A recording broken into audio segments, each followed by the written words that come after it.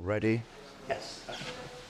Well, it's somewhat fortuitous that, rather like our train system, this meeting is starting on time. So great to see you all here. Thank you very much for spending the time in our busy working days.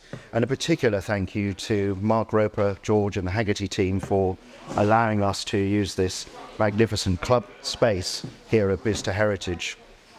We're here to welcome our colleagues in Westminster.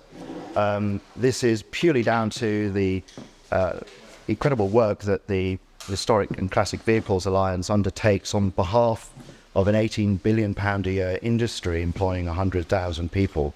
And so we thank them also for leading the way and fighting our corner for this absolutely vital industry to the UK economy. Gives me a special pleasure to welcome the Secretary of State for Transport, Mark Harper. It's a delight to see you here. Thank you for spending your time also. And now my honour to hand over to Mark. Very good.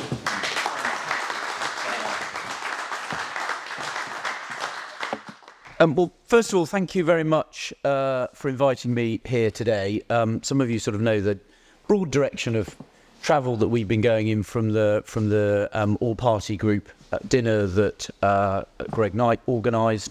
I'm very pleased to see here today, and my other colleague Greg, the surfeit of Greg's today. But it's great to be here, great to be at Bicester Heritage. I saw when I was just coming in the gate, actually, the 49 businesses that are based here, which is fantastic to see, and more to come in the future. This site, once the home of RAF pilots training for combat in World War II, now a byword for cars of all sorts, hot hatches, supercars, breweries, magazines, menders, makers and doers of all kinds. And actually what this site now does actually is emblematic of the history. One part is the make, do and mend side of things, and the other part is the adapt, innovate and thrive. It's an amazing space and a huge achievement, and I want to thank you for everything that you do for this industry.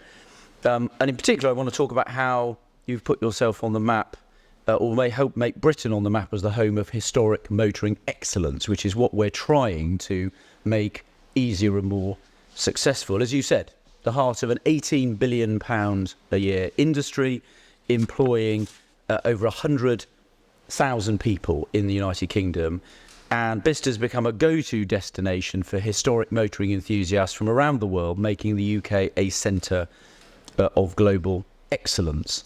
And the efforts that everyone here has made not only preserve the past, but make sure that the historic vehicle and car industry has a fantastic future, which is what we are trying to deliver here with the craftsmanship, innovation and engineering excellence that people deliver, events that draw visitors to our museums and rallies. And we were just talking about actually the growth of classic car museums in the United Kingdom and the huge number of people that attend them, which is an enormous contribution to the UK economy and our national identity. Dealers that sell the vehicles, the engineers, the restorers, auctioneers, the racing venues, the insurers. So many people play a big role in our motoring heritage, which is on display today. And the very clear message from me being here today is that it's one we want to support. The government wants to support it, and we want to play our part. And I had a clear message from some of my parliamentary colleagues in the all-party group that it had been in the past, I had lots of people lobbying me saying it's not always worked the way it had, that it was too difficult to register classic cars or make modifications. In some cases, restrictions can seem unnecessarily restrictive or bureaucratic, or perhaps not even just seem unnecessarily restrictive and bureaucratic, but actually be unnecessarily restrictive and bureaucratic. And the more onerous it is to maintain and upgrade vehicles, then the bigger the challenge there is in preserving them. And I don't want there to be a big challenge. I want people that are involved in this industry to have a smoother, easier, and also more consistent process, so that it's clear what people have to do and you're less dependent on individual decision making, which I know is one of the bits of feedback I had, that people sort of go through a process and it's not clear what the outcome is going to be.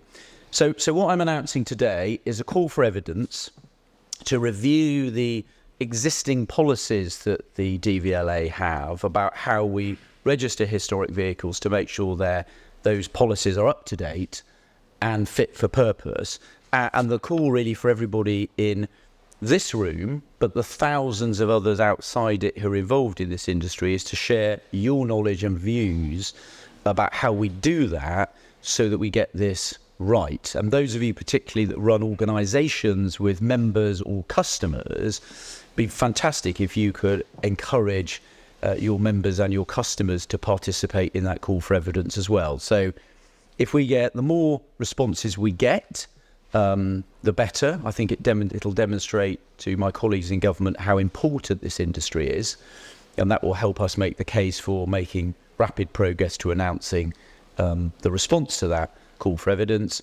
But also, I think if we get a clear, consistent response from people about what we need to do, that will make it easier for us to then reach those conclusions and change those policies. Partly because we've got improvements in technology. So the way vehicles can be rebuilt and restored has changed since these policies and rules were first set. We know that there's a movement now, lots of people want to get their historic vehicles, classic vehicles, converted to zero emission propulsion, but we want to do that in a way that means you keep the essence of the vehicle and can still register it, and you don't destroy value in doing that. So that's why we need to do that, and then the DVLA can identify areas of potential change that ministers can then approve and publish. So specifically, we're asking for feedback on how we register historical classic vehicles, how those vehicles are rebuilt and restored, what we do about kit-built vehicles, vehicles that we convert to zero-emission propulsion, how Q registration works, and also the role of the vehicle identification number. The call for evidence is quite pacey. We're doing an 8-week consultation, so we're not dragging it out for months and months. So 8-week consultation, which runs from today until the 4th of July. And as I said, we want the industry, we want motorists, we want enthusiasts alike to have their say, and also how we make this simpler, not more complicated, so we preserve the past and get to a more exciting future. Make sure everyone gets a fair deal. I'll just say one or two words as well on, because I think it's relevant to people in the room, just our general approach to driving and cars. Since you did start down by talking about trains, which I spend far too much time in the department on talking about trains. It's just worth putting it in context. 60% of journeys in this country are made by car. 30% actually are people walking.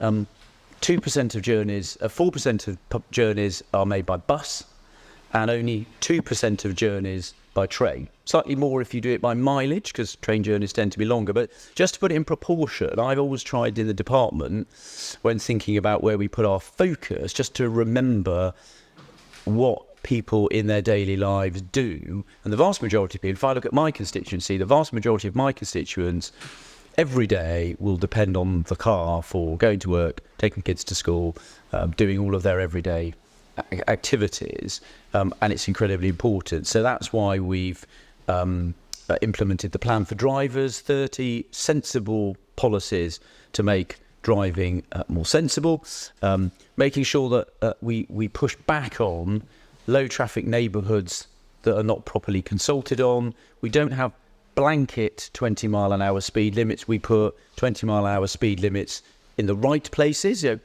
totally sensible outside of school, or in an area where you're going to have children playing near streets. Not sensible on roads that carry a significant amount of traffic, where the point of it is to enable the traffic to move.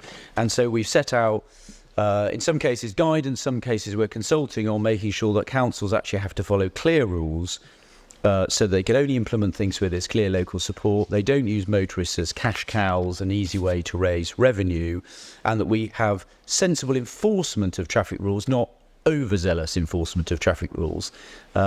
And that's where I think councils have now got, we're giving them a clearer steer on getting that balance right, and not picking on drivers. So I think we're very clear about that. So final thing for me is just, we're publishing the call for evidence.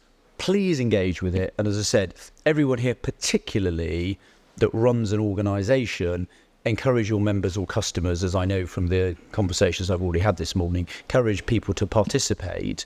We'll do some bits during that period just to remind people that it's happening and to give them little pokes to respond. But the more responses we get and the more consistent the responses, the easier it will be to then to come up with those specific proposals. So I want to make your lives easier. I want to help you do what you all do in your day jobs, and some of you, your not day jobs, all the stuff you spend in your spare time. This is a really important industry and business. It's important economically, but I think it's also important for preserving our country's heritage and making it part of our future. So with your help, I think we can get the bits of government that have to support you to feel like they support you rather than getting in the way, which I know for some time that is what people have felt. It's not what the intention's been, but it is what you felt. So that is the clear action for today, to launch the call for evidence, and if you can all respond, that will be fantastic. Thank you very much indeed for listening, and I think I've got a bit of time now to have a bit of chat with some of the people I didn't get a chance to talk to at the beginning. So thank you all very much indeed. Thank you.